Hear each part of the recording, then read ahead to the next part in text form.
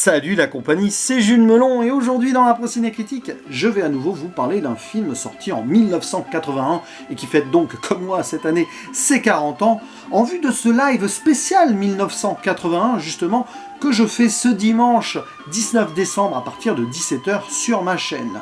Et pour l'occasion, j'ai décidé de frapper fort avec une comédie française culte, La Chèvre, le second long métrage réalisé par celui qui est aussi scénariste, Francis Weber, et avec, réuni pour la première fois à l'écran, le duo Pierre Richard, Gérard Depardieu, dans ce qui est ici indirectement le premier volet d'une trilogie non officielle, Pierre Richard interprétant François Perrin. Alors quand c'est pas Perrin, c'est Pignon, hein. Si vous avez l'habitude du Francis Weber Universe, ces personnages principaux s'appellent toujours à peu près comme ça, hein, et toujours en mode un peu paumé, voilà. Et à leur côté, dans des seconds rôles, nous avons Michel Robin, qui nous a quittés l'année dernière, André Valardi, Corinne Charby, qui fait ses débuts derrière la caméra et qui deviendra par la suite chanteuse, hein, rappelez-vous les singles Boule de Flipper ou Pile ou Face. Il y a également Robert Dalban, Michel Fortin, et quelques comédiennes mexicaines, qui parfois sont doublés par les voix françaises. Ici, par exemple, le regretté Jacques Frantz, hein, qui faisait la voix de Robert De Niro, et Alain Dorval, Monsieur Stallone. Je crois qu'il y a une réplique, mais tu l'entends bien, hein. Ça fait bizarre. Et donc, ici, il s'agit d'un buddy movie dans la plus pure tradition weberienne, donc qui réunit deux personnes qui ne s'entendent pas sur le papier, qui n'ont rien en commun. D'un côté, un détective privé, donc joué par Depardieu, qui a été missionné au Mexique pour retrouver la fille d'un PDG kidnappé. Et après plusieurs semaines infructueuses, il revient sur Paris et on lui adjoint les services du comptable de l'entreprise. Voilà, un gars totalement malchanceux, poissard. Pourquoi? Parce que le psychologue donc de la boîte explique que le fait qu'il soit malchanceux, ça pourrait permettre au duo de se mettre sur la piste de la fille du PDG qui est tout aussi malchanceuse que lui. Pourquoi pas, hein, l'aimant à poisse. C'est une théorie évidemment très fumante que le détective il n'a pas envie d'y croire. Et donc ça le saoule, mais il est obligé de se traîner ce boulet. Et forcément, les deux vont devoir cohabiter, apprendre à se connaître. C'est compliqué au début, mais peut-être s'apprécier face à diverses aventures qu'ils vont vivre, que ce soit au Mexique déjà, mais en prison, dans le désert, et j'en passe, même la jungle, bref, avec des animaux un petit peu exotiques. Certains d'ailleurs qui ne sont pas du tout en Amérique, mais c'est pas grave, notamment un gorille et un cobra, il n'y a pas de ça au Mexique, non, non. Bref, à moins qu'il se soit échappé d'un zoo. Voilà, bon, alors qu'est-ce que j'en ai pensé de ce film? En fait, troisième ou quatrième fois que je le vois, et j'ai jamais été ultra fan de ce métrage, même si j'aime beaucoup Francis Weber sur d'autres films, notamment Le Dîner de Cons. Mais là, voilà, en le revoyant, alors c'est pas l'œuvre majeure du monsieur, je pense même que je préfère l'un des deux, voire les deux d'après, je les reverrai à terme, hein. Mais ce qui est certain, c'est qu'ici, il installe sa patte, Monsieur Weber.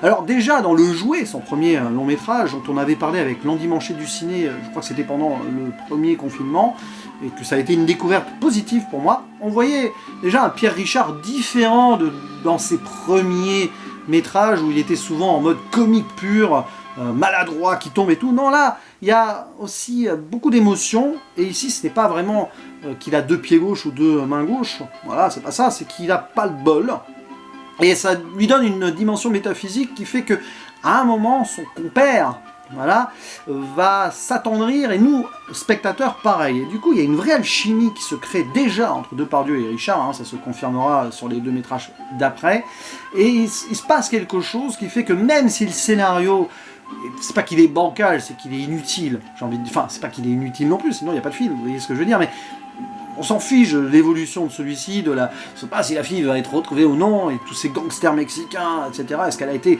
vendue comme prostituée dans un autre pays d'Amérique du Sud? Oh, non, ce qui nous intéresse, c'est les péripéties de ces deux hommes, et on voit que cette poisse légendaire qui habite le personnage Pierre Richard, donc François Perrin, va commencer à contaminer Campana, donc le détective, et ça donne lieu à des situations profondément loufoques, mais ça les rapproche aussi, c'est ça qui est bien. Et donc oui, il y a des scènes cultes, notamment à l'aéroport, quand il se prend une porte automatique qui s'ouvre pas, même que le technicien, c'est à Orly, hein, je crois, Robert Dalban, il est là, il comprend pas, il a jamais vu ça, mais évidemment, hein, voilà. des scènes un petit peu borderline avec des prostituées, bon oui, allez, c'est l'époque, hein, voilà. Et des animaux, donc certes, mais notamment la scène de la guêpe, voilà, où Pierre Richard a pas mal souffert, hein, même si ils avaient retiré le dard de la bestiole, la petite guêpe, elle lui mordillait la joue, donc il garde son sérieux. Grand acteur, Pierre Richard, parce que dans des situations comme ça, jouer le comique malgré lui, parce que c'est ça, Pierre Richard, il le fait très bien et il garde quand même ce sérieux d'acting, notamment sur les répliques, parce qu'il faut savoir que Francis Weber, il les cisèle, hein, ses dialogues, il n'y a pas de place à l'improvisation, et justement, ça fait mouche à chaque fois, et on voit bien comment certaines situations deviennent cultes quelque part grâce à l'écriture. J'en veux pour preuve cette scène dans les sables mouvants, hein, où il y a un moment cet échange, ah oui, il n'y a pas de sable mouvant dans la région, Perrin. Mais là, il devrait peut-être les signaler. Ouais, c'est juste que t'as pas de bol, quoi, mec. Mais c'est pas grave. Donc, il se passe beaucoup de choses, et bon, je vais pas aller dans les détails, parce que ça serait un petit peu fastidieux, mais moi, je trouve ça touchant. Voilà, c'est un film qui est tout aussi drôle que touchant, même s'il est un peu léger, sur quelques points anecdotiques, mais il est quand même culte, ça, je ne peux pas le nier. Et puis, sans ce genre de film, on n'en aurait pas eu l'autre. Voilà, notamment quelques métrages Jean-Marie Poiret, j'y pense, parce qu'ici c'est produit par son père, hein, il me semble, Alain Poiret, et j'ai pensé, en voyant ce film, à Les Anges Gardiens. Vous savez, Depardieu, Clavier. Le personnage de Depardieu dans Les Anges Gardiens, c'est déjà un petit peu Campana, ici, de La Chèvre, notamment parce que au début, quand il est dans l'avion, il a un peu les chocottes dans l'avion, il y a un moment où il donne des coups de boule aussi, ça c'est vraiment le personnage de Carco dans Les Anges Gardiens. Et il y a un autre truc aussi, ah oui, il se fait blesser indirectement par une balle, voilà, comme le personnage dans Les Anges Gardiens. Je me demande si Jean-Marie Poiret s'est pas un peu inspiré de La Chèvre pour écrire le personnage de Depardieu, justement, dans ce film très décrié, par ailleurs, mais que j'aime beaucoup. Donc voilà, c'est des petits trucs comme ça dont tu te rends compte après revisionnage, avec l'âge, avec l'expérience, avec les années. Donc voilà, et puis bien sûr, je ne pouvais pas finir cette vidéo sans parler, bon, pas de l'acting, parce que c'est très bien, évidemment le duo fonctionne, mais surtout de la musique derrière, cultissime, et que vous entendez en fond, de Vladimir Cosma, remarquable. Voilà, on ne le présente plus, ce monsieur nous a fait beaucoup de belles choses durant sa carrière, et on espère encore qu'il en fera d'autres, parce qu'il est toujours en activité. Hein. Voilà, je ne sais pas s'il fait encore des musiques de films, mais il est toujours là, il donne des concerts, hein, voilà. Bref, La Chèvre, si c'est un...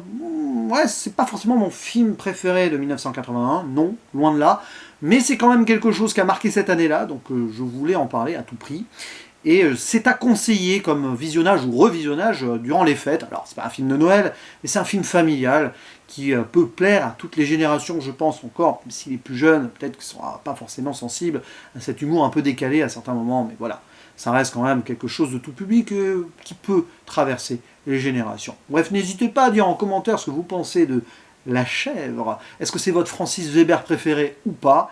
Quant à moi, il ne me reste plus qu'à vous dire à la prochaine, et à bientôt en live peut-être, du coup, si vous êtes disponible dimanche. Ciao!